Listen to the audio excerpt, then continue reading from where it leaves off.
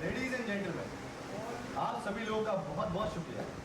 आप सभी लोग यहाँ पर आए, हमारी खुशियों का हिस्सा बने।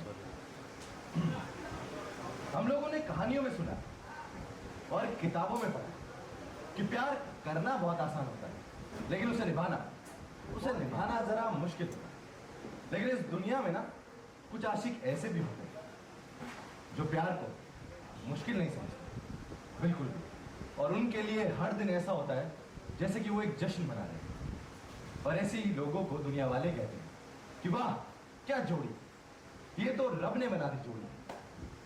तो आज हम बात कर रहे हैं एक ऐसे कपल के बारे में जिन्होंने साथ में खुशियां बटोरी, अपना पूरा परिवार बनाया, अपने हर मुश्किल से, हर तकलीफ से लड़ करके अपनी छोटी छोटी खुशियों से अपना ये बड़ा घर बनाया, अपना परिवार बनाया, अपने प्यारे से बच्चों को अच्छे संस्कार दिए। मैं आज बात कर रहा हूं अपने प्यारे मम्मा और बाबा के बारे में। आज उनकी 25वीं सालगिरह है, उनकी शादी की 25th एनिवर्सरी, जिसमें आप सभी लोग आए। और मैं आप सभी लोगों का तहे दिल से बहुत बहुत शुक्रिया अदा करना चाहता हूं कि आप सभी लोग हमारी इस खुशी का हिस्सा बनने के लिए आए। आप लोग जानते हैं, जो मेरे मम्मा और बाबा है ना, वो इस दुनिया के सबसे प्यारे मम्मा और बाबा है, सबसे बेस्ट। तो एक बार जोरदार तालियों के साथ प्लीज वेलकम करते हैं mister and Mrs Mahadev.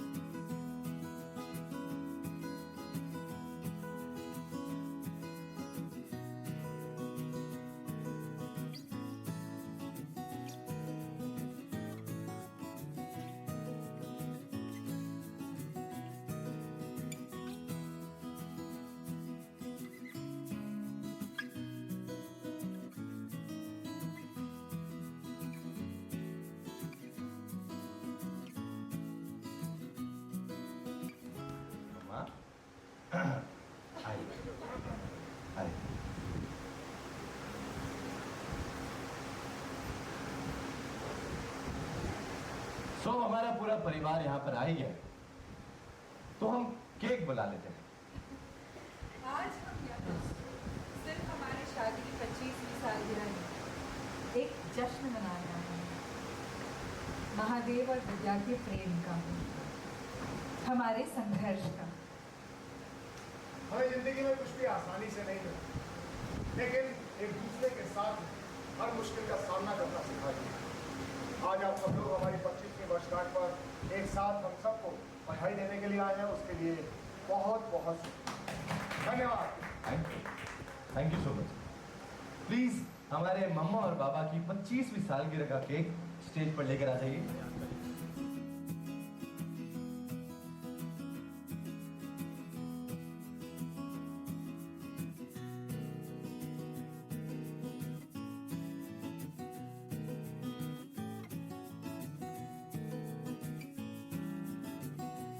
Bhanu मौसी की बर्थडे का केक आ गया। भानु जी ठीक है सर, हमने तो एनिवर्सरी का केक मंगाया था बाबा।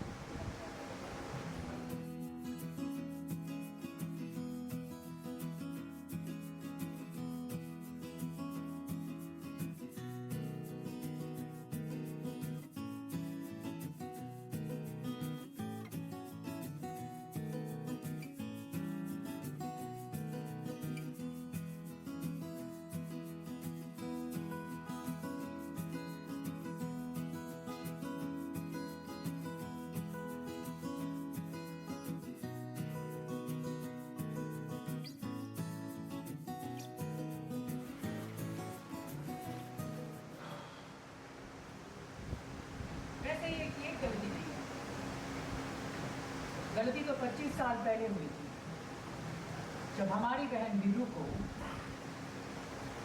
एक गटर के कीड़े से प्यार हो गया था। उस प्यार ने हमारे परिवार पर कुछ ऐसा वार किया कि उस वार की चोट से आज भी हमारा जख्म नहीं भरा। जीजी, कम से कम आज के दिन तो ऐसी बात ना करो।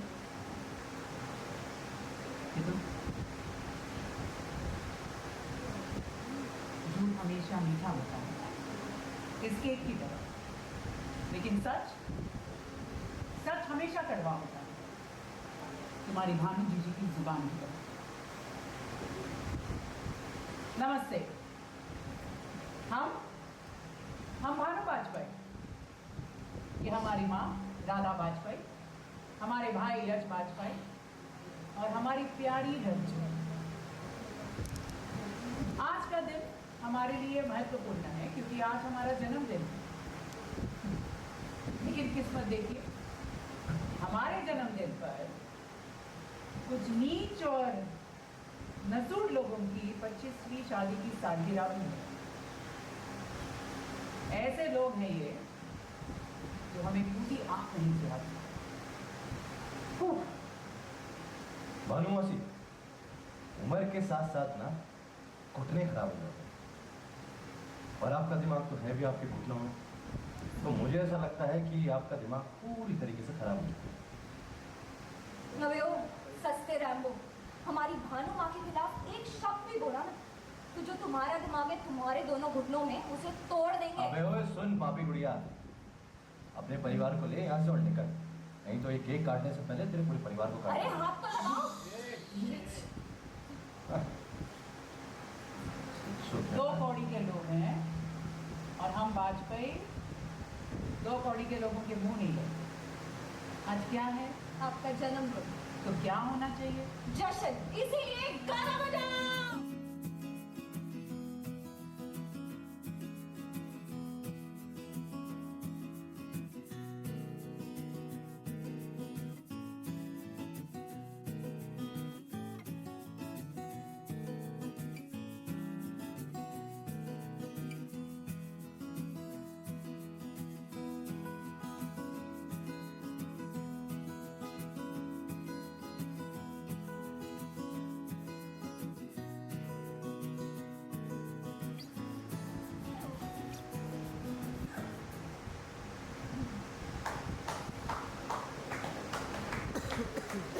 आपने बिल्कुल ठीक कहा कि सच कड़वा होता है, लेकिन एक सच ये भी है कि आप इस परिवार की, भले ही आप हमें जितना मर्जी गालियां दे दें, जितना मर्जी परेशान कर दें, लेकिन सच हमेशा ये रहेगा कि आप इस परिवार का हिस्सा थी, इस परिवार का हिस्सा है और हमेशा इस परिवार का हिस्सा रहेगी। भले ही आप हमें हमारी 25वीं सालगिरह की मुबारकबाद दें या ना दें, लेकिन हम अपने दिल से हमेशा यही दुआ करेंगे कि भगवान आपको सद्बुद्धि दे, अच्छी सेहत दे, ताकि आप ये देख पाएँ कि आपकी बहन इस परिवार में खुश है, अपने बच्चों के साथ खुश है, हम सबके साथ पूरी तरह से खुश है।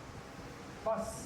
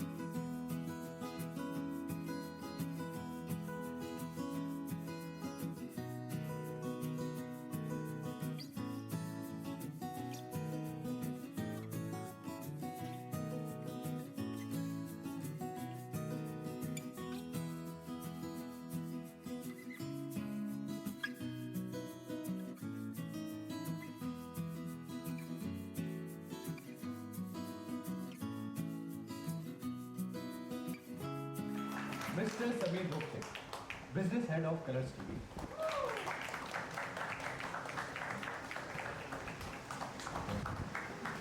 Mr. Saurabh Tiwari, Producer of Pari Multimedia.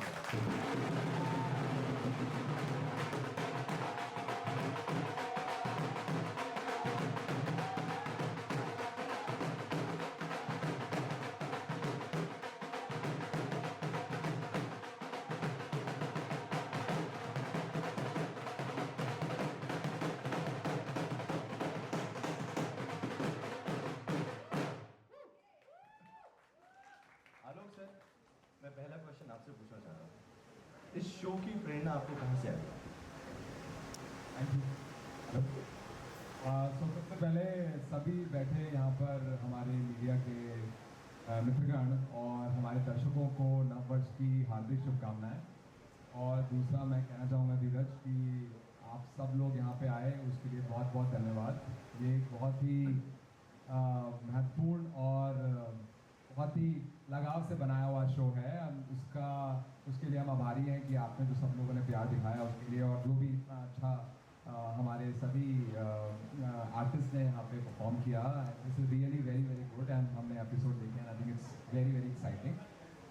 तो देखिए ऐसा है कि हमारा जो जियो स्टार पे हमेशा से कोशिश रही है कि प्लेटफॉर्म है, भारत का चैनल, भारत का OTT, भारत का थिएटर, हमारा हमेशा कोशिश रही है कि हम भारत की कहानियाँ सुनाएं, कहानियाँ जो भारत की सच्चाई दर्शाती हैं और वो हमें एक प्रेरणा देती हैं कुछ करने के लिए और अपनी सोसाइटी को आगे ले जाने के लिए।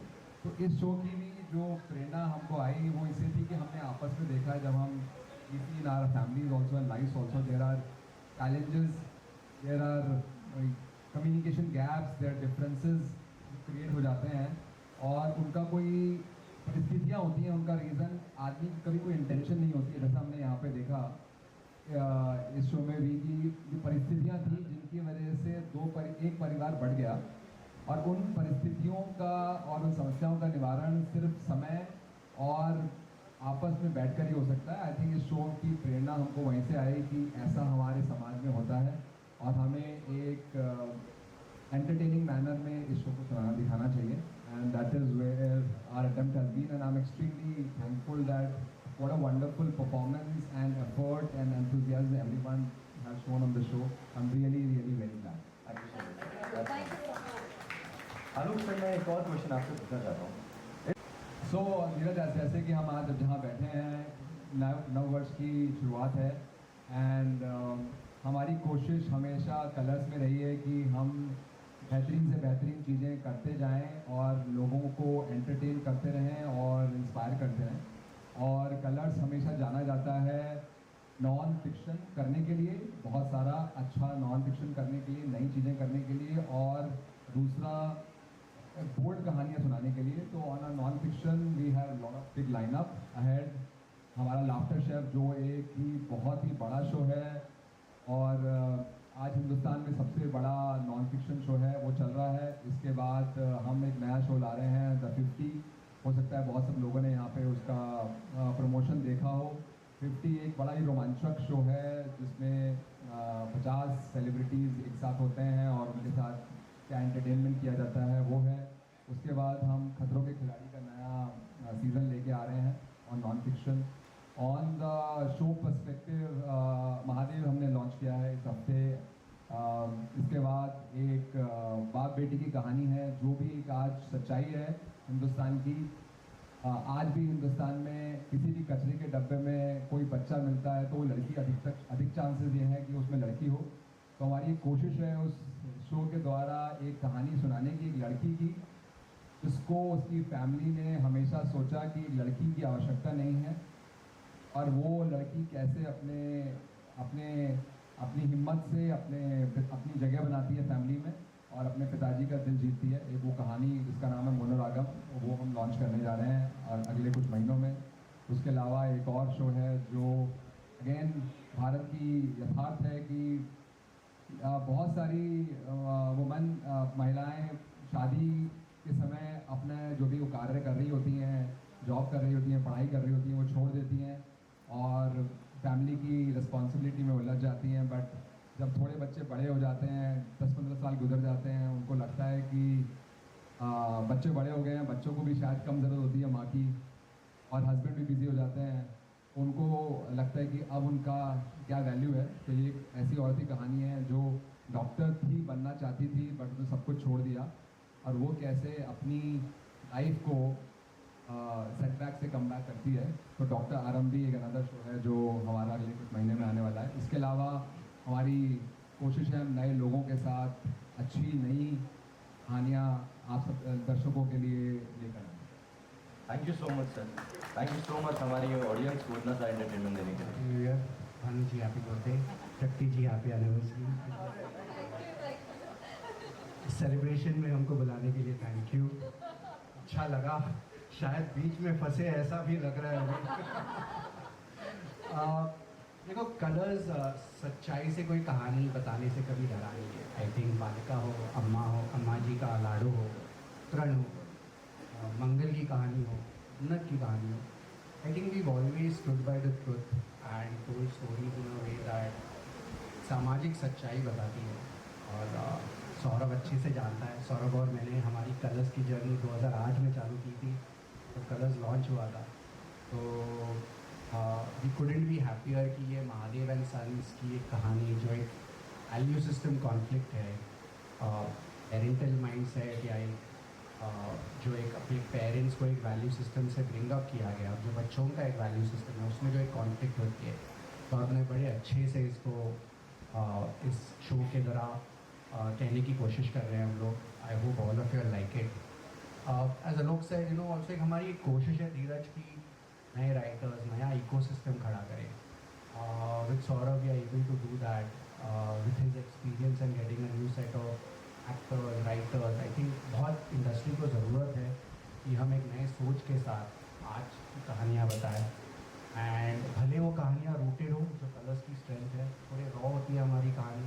हरदोई की कहानी है, हरदोई इसके लिए सिलेक्ट किया गया था कि Saurabh has come up from that part of the world and he knows that world. ये एक सच्चाई बताना आसान पड़ता है अगर कोई उस जगह से होता है। ये हमारी एक कोशिश है। And thank you Saurabh for being a part of this journey, really proud to have you with us. And thank you everyone and wish you a very happy new year. Thank you so much sir. Saurabh sir, एक question मैं आपसे audience से पूछना चाहता हूँ। हमें पता है कि आपने इस शो के लिए कितनी मेहनत करी है and we all are very grateful. How do you see this show and please tell us about this show Mahadev and sons. और वर्ष की शुभकामनाएं। कलर्स के साथ हमारा जो एसोसिएशन है, जो रिश्ता है, वो काफ़ी पुराना है, और दुनिया में कोई भी रिश्ता तभी चल सकता है जब उस रिश्ते में समय के साथ साथ विश्वास की एक डोज लगातार लगाई जाती है। सो ये एक ऐसी डोज है जो कलर्स हमारे साथ बार बार हमें लगाते रहते हैं, विश्वास की डोज।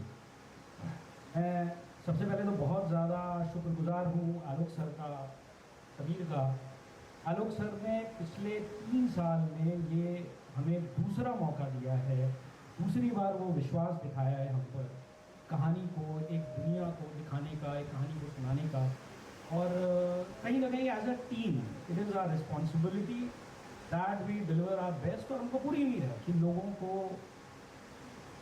एक बार फिर से जो कहानी हम सुनाना चाहते हैं, दिखाना चाहते हैं, जिन रिश्तों के बारे में बताना चाहते हैं, वो लोगों को पसंद आएगा। वो पहली बात। दूसरी चीज़, महादेव एंड सन्स क्या है, उसमें क्या यूनिक है, क्या अलग है।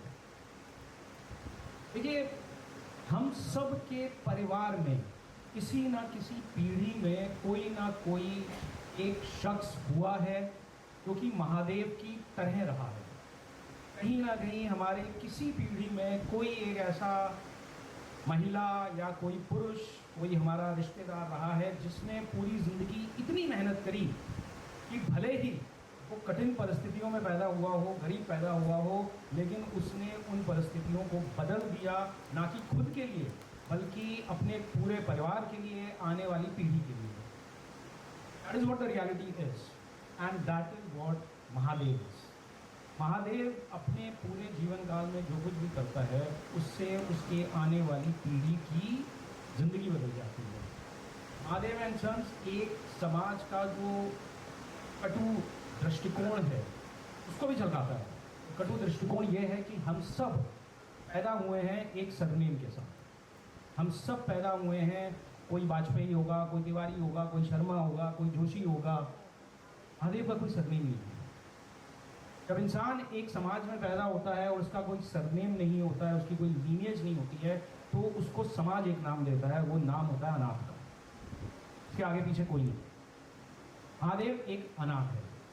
ये कहानी उस अनाथ की है जो जमीन से उठकर आसमान तक पहुंचता है। ये कहानी उस बहन की है जिसका नाम भानु है, जिसने अपनी छोटी बहन विद्या को दिल से चाहा और कहीं ना कहीं विद्या ने भानु और महादेव के बीच में महादेव को चुना। ये कहानी भानु के प्रतिशोध की है। प्रतिशोध जो पिछले 25 साल से उसके दिल में, उसके हृदय में चल रहा है। ये कहानी विद्या की है। इसने प्रेम और परिवार के बीच में प्रेम को चुना और आज तक उस चीज़ की कीमत चुका रही है। ये कहानी उस माँ राधा की है जो अभी भी दो बेटियों के बीच में से ये सुबह से शाम तक यही सोचती रहती है कि आज इस बेटी के लिए दुआ मांगो। ये कहानी उस भाई की है, यश की, जिसने लक्ष्मण और दर्जनों ऐसे कैरेक्टर्स, लक्ष्मण जिन्होंने भगवान राम के लिए जो है अपना पूरा जीवन निछावर कर दिया और एक समर्पित तरीके से बिना सवाल पूछे सही है गलत है उसी एक पथ पर चलते रहे। यश वो भाई है जिसने आंख बंद करके जो है भानु को फॉलो किया। ये कहानी उन बच्चों की है, धीरज, आशीष, केतन, जो माँ बाप की बहुत इज्जत करते हैं लेकिन अपनी जिंदगी अपने टर्म्स पर जीना चाहते हैं। और इसमें कहीं कुछ गलत नहीं है। ये कहानी जो है जनरेशन कॉन्फ्लिक्ट्स की है। ये कहानी उस रज्जी की है जो महादेव की तरह अनाथ पैदा हुई और महादेव की तरह अपने टर्म्स पर दुनिया के साथ लड़ने को तैयार है। ये कहानी उस नर्मदा की है जो इन सारे उलझे हुए रिश्तों को संभाल करके, सुलझा करके एक नया कुटुंब बनाना चाहती है। तो ये कहानी किसी एक शख्स की नहीं है। इस कहानी के हर पात्र में आपको, जब आप अपने घर जाएंगे ना, तो आपको कहीं अपनी माँ, अपनी बहन, अपनी पत्नी, अपनी प्रेमिका, प्रेमी, बच्चे, ये सारे पात्र आपको आपके घर के सदस्यों का एक रिफ्लेक्शन दिखाई देंगे। तो ये है महादेव एंड सन्स। और अंत में मैं दो लोगों का शुक्रिया अदा करना चाहूँगा, मेरे बिजनेस पार्टनर्स केवल सेठी जी, सुमित चौधरी, बिकॉज आप कोई भी विजन सोच लीजिए, किसी भी तरीके का शो सोच लीजिए, कोई भी कहानी बता लीजिए, अगर आपकी टीम और आपके लोग जो उस चीज़ को एग्जीक्यूट करने वाले हैं वो आपके साथ बिना किसी कंडीशन के खड़े हैं तो ही आप उस कहानी को कह पाएंगे। तो ये वो दो लोग हैं जिनकी वजह से कहीं ना कहीं ये शो आज जैसा दिख रहा है, जैसा बना है, वो है। एंड आखिरी बात जो मैं वापस कहना चाहूँगा, परिन मल्टीमीडिया की तरफ से, पूरी टीम की तरफ से, हम सब की तरफ से आलोक सर का एंड समीर का एक बार फिर से शुक्रिया हमें मौका देने के लिए। मैं उम्मीद करता हूँ कि लोगों को, दर्शकों को हमारा शो पसंद आएगा, कहानी पसंद आएगी। हर हर महादेव। एक चीज़ के लिए माफ़ी चाहूँगा, एक कैरेक्टर को इंट्रोड्यूस करना रह गया था। ये प्रिया है, मुझे दिखाई नहीं दूंगी, ये तीनों भाइयों के बीच में बहन है। इसके जीवन की त्रासदी ये है कि ये बिलोंग करती है महादेव फैमिली को, मगर इसकी शक्ल भानु के बचपन की शक्ल है क्योंकि वो रिश्ते में मासी है। ये कॉन्फ्लिक्टेड कैरेक्टर है, but I wanted to just introduce her. I am really sorry, I forgot. Thank you so much sir. इतना प्यारा प्रोमो हमने देखा है, तो let's click a picture together. Thank you so much sir. Thank you, thank you.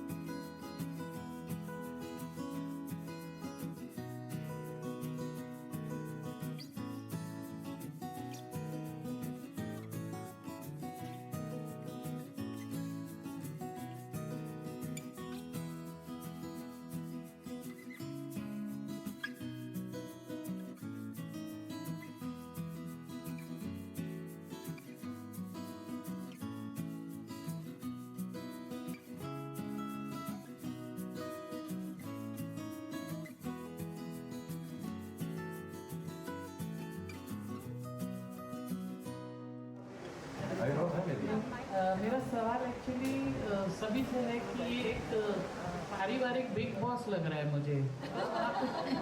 Drama उतना ही है, drama उतना ही है। नहीं मतलब वहाँ पे खाली बंदूकें नहीं निकल रही थी, यहाँ पे बंदूकें भी निकल रही।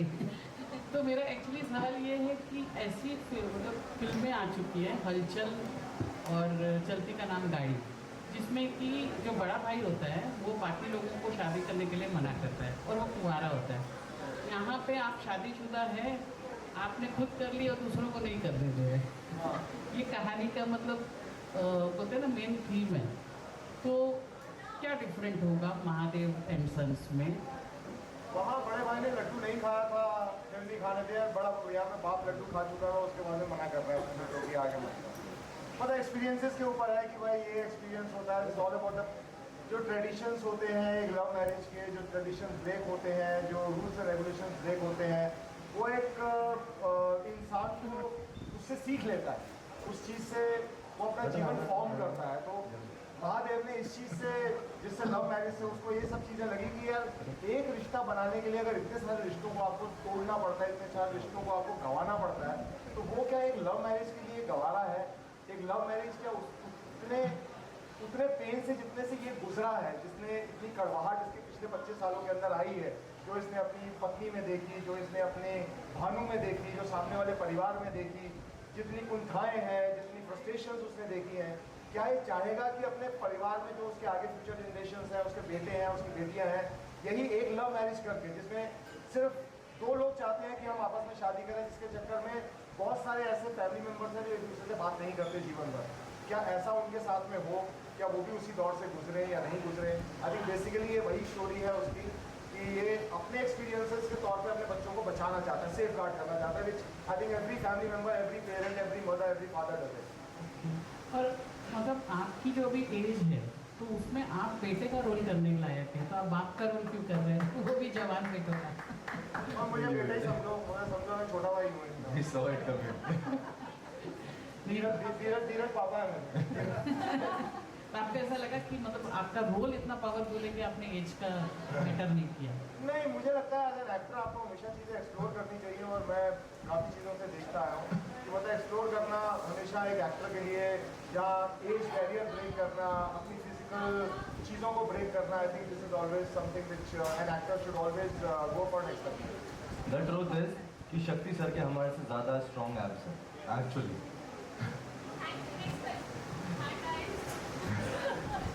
देखिए हेलो गाइस हाय।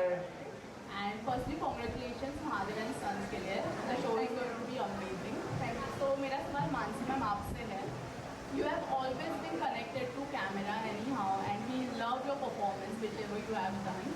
तो इस शो को चूज करने के पीछे का रीज़न क्या था? लाइक स्क्रिप्ट थी, रोल था आपका, what was the reason behind choosing this show? Mister Saurabh Tiwari and kiln. ये प्राइम था, बिकॉज मैं हमेशा मानती हूँ कि सौरभ जी का कहानी बताने का तरीका जो है वो टेलीविजन का कंटेंट होते हुए भी काफ़ी सिनेमैटिक होता है, और औरतों को काफ़ी पावरफुल कैरेक्टर में हमेशा दिखाते हैं उनके सारे शोज में। Women have always had their own story. I think कहीं ना कहीं वो सबसे पहला था कि मैं ये कदम महादेव एंड सन्स की तरफ बढ़ा। हेलो सभी का आपको कॉन्ग्रेचुलेशन नए शो के लिए।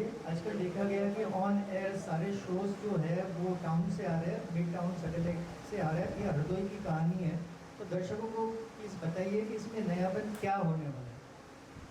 आपसे सवाल है महादेव जी से। हाँ मुझसे, अरे देखिए, एक तो सबसे पहली बात यह है कि television is known for basically the women oriented stories, जो कि हमेशा से सदियों से ही देखा आ रहा है। उसमें कुछ कुछ शोज ऐसे बनते हैं जिसमें मेल ओरिएंटेड शोज कभी आते हैं, और जैसा कि इस शो में जब मुझे पहली बार नरेशन मिला था इस शो का, और जब मुझे इस शो बताया गया कि ऐसा है ये वाला शो जिसमें एक आदमी है जिसकी एक लव मैरिज हो जाती है, उसके बाद में सारे का सारा जो सेटअप था, आई वॉज वेरी इंट्रीग्ड, और मैं इतना खुश हुआ था कि यार एज एन एक्टर आपको अगर ऐसा कोई शो ऐसे फील्ड में करने का मौका मिले जहाँ पर मैं ये नहीं बोल रहा, आई एम नॉट बायस की मैं कभी ऐसा काम नहीं किया। पिछले 25 सालों से मैं मतलब उन्हीं शोज में काम कर रहा हूँ जिसमें फीमेल लीड्स रही हैं, मैं उनके साथ में काम करता हूँ, very happy with that also. तो मेरा अगर कभी कभी ऐसा मौका मिलता है तो I think that is one of the जो इसका एक अलग सा रूप है इस शो का, ये महादेव सन्स के नाम पर है और जहाँ पर आदमियों के, लड़के के, एक पुरुषों के काम करने और उसको भी इतने चीज़ों के करने का उसको एक स्कोप मिल रहा है। तो I think that is one of the reasons मेरे लिए कि भाई मैंने ये वाला शो, ये वाला लिया। महादेव सर, आपसे सवाल लेना था मेरा कि आपका नाम तो इसमें महादेव दिखाया गया है। हाँ जी, एक मिनट सुनाइए। शो का नाम सुना तो पहले मेरा कि ये शो माइथोलॉजिकल है, बट उसके बाद पता चला कि माइथोलॉजिकल शो और फैमिली का स्कूल में ये तो नहीं, एक मिनट सुनाई नहीं दे रहा भाई। मेरा सवाल महादेव सर से रहने वाला है। जब हमने ये शो का नाम सुना था महादेव एंड सर, तो पहले लगा कि ये माइथोलॉजिकल शो है। इसके बाद जब हमने प्रोमो और इसके एपिसोड देखे तो पता चला कि ये एक फैमिली ड्रामा शो है। आपसे जानना चाहेंगे कि कहीं ना कहीं शो का जो टाइटल ट्रैक है वो महादेव एंड सन से कहीं ना कहीं ये कॉर्पोरेट कंपनी के टाइटल टैगलाइन की तरह नहीं लग रहा है, क्या कहना चाहेंगे? मैं जवाब दूँ? बिल्कुल। हाँ, नहीं, महादेव एंड सन्स एक्चुअली में क्या है, ये एक महादेव जो एक इंसान है और उसके बच्चों की कहानी है। हाँ, ये कॉर्पोरेट की कहानी है जहाँ पे मतलब एक जो मेन CEO है वो महादेव है और जो उसके सन्स हैं वो उसके डेप्यूटी MDs हैं। तो जैसे देखा जाए तो एक ऑफिस की कहानी है जहाँ पे एक ऑफिस भी एक परिवार की तरह ही होता है। ऐसी कोई बहुत ज़्यादा इसमें दिक्कत वाली बात नहीं है। तो आप इसको एक कॉर्पोरेट शो ही समझ के इसको देखिए। और आपको ऐसे आपने MBA वगैरह किया हुआ है, कुछ ऐसा किया हुआ है, आपको इस तरह की दिलचस्पी है, तो मेरे ख्याल से ऐसा शो जो आपको कॉर्पोरेट टाइप लगता है, I think that will give you the same thrills जैसा एक ऑफिस के अंदर होता है। तो जहाँ पर एक जो CEO है वो अपने एक्सपीरियंसेस से अपने दूसरे जितने भी उसके सबॉर्डिनेट्स हैं, जितने भी उसके दूसरे कलीग्स हैं, उनको चीज़ें ना करने या करने के लिए उनको हौसला अफजाई करता है, उनको आगे बढ़ाता है। तो आई थिंक दैट इज और Mahadev and sons as such, अगर सिर्फ इसका नाम महादेव होता तो हाँ ज़रूर इसको ऐसा लगता कि माइथोलॉजिकल शो है, लेकिन जहाँ पे एंड सन्स आ जाता है या तो मेरे ख्याल से वहाँ पर ये थोड़ा आज की डेट का, रिसेंट टाइम्स का एक जिसको बोलते हैं कि वो वैसा वाला शो बन जाता है। एक चीज़ पूछना है कि महादेव जी तरक्की कर लेते हैं, अनाथ से वो अमीर हो गई, अच्छी फैमिली हो गई, बट लास्ट में क्या कि रिश्ते ठीक नहीं होते लाइफ में। तो उसमें आपने मतलब कभी इनको ऐसे थोड़ा अप्रोच नहीं किया, दोनों फैमिली को नज़दीक लाया जाए? क्योंकि आपकी मेन रीज़न होगी जिसकी वजह से रिलेशन खराब हो गया।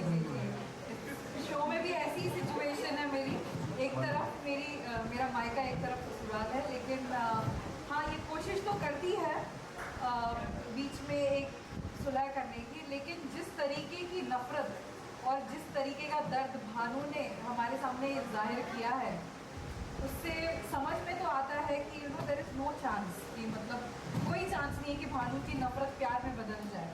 लेकिन वो अभी आप अगर शो देखोगे तो वो ये भी बोलती है भानु को कि ठीक है चलो यार, बहन की तरह नहीं है, पड़ोसी की तरह रहता हमारे साथ, इसलिए हम ऑफ कैम हाथ पकड़ के खड़े। बट हाँ कोशिश तो रहती है बीच बीच में, सिर्फ विद्या की नहीं, राधा माँ मतलब राधा जी जो हमारी मम्मी है उनकी भी कोशिश होती है। लेकिन कभी कभी क्या होता है ना, कुछ रिश्ते जब बहुत बहुत बहुत प्यार, जब प्रेम जब अति में हो जाता है ना, तो उसको जहर बनने में टाइम नहीं लगता। तो ये वो वाला मैम मेरा सवाल आपसे पॉजिटिव मैम आपने पॉजिटिव रोल किया था इससे पहले शो में, वो मैं किसी के प्यार से, और यहाँ पे आप नेगेटिव रोल कर रहे हैं, तो आपको नहीं लगा कि वो इमेज अलग पावरफुल कैरेक्टर था आपका उसमें? आपने दोनों अच्छी चीज़ें बोली कि पावरफुल कैरेक्टर भी बोला और पॉजिटिव कैरेक्टर भी बोला, तो मैं बिल्कुल नहीं मानती कि भानु नेगेटिव है। बस बहन से इतना प्यार करती है, जैसे कि स्नेहा ने कहा, कभी कभी प्यार जब ज़्यादा हो जाता है तो वो जहर बन जाता है, बस वही हो गया है। एंड टेलीविजन में हूँ, काफ़ी टाइम से हूँ, और अच्छा लगता है कि मुझे पॉजिटिव और थोड़े ग्रे शेड्स सारे किरदार करने का मौका मिलता है, और स्टीरियोटाइप नहीं हुई हूँ अभी तक। तो आई एम श्योर इसके बाद भी अलग अलग किरदार करने का मौका मिलेगा। काफ़ी इंटरेस्टिंग सवाल था आपका, तो thank you so much for it.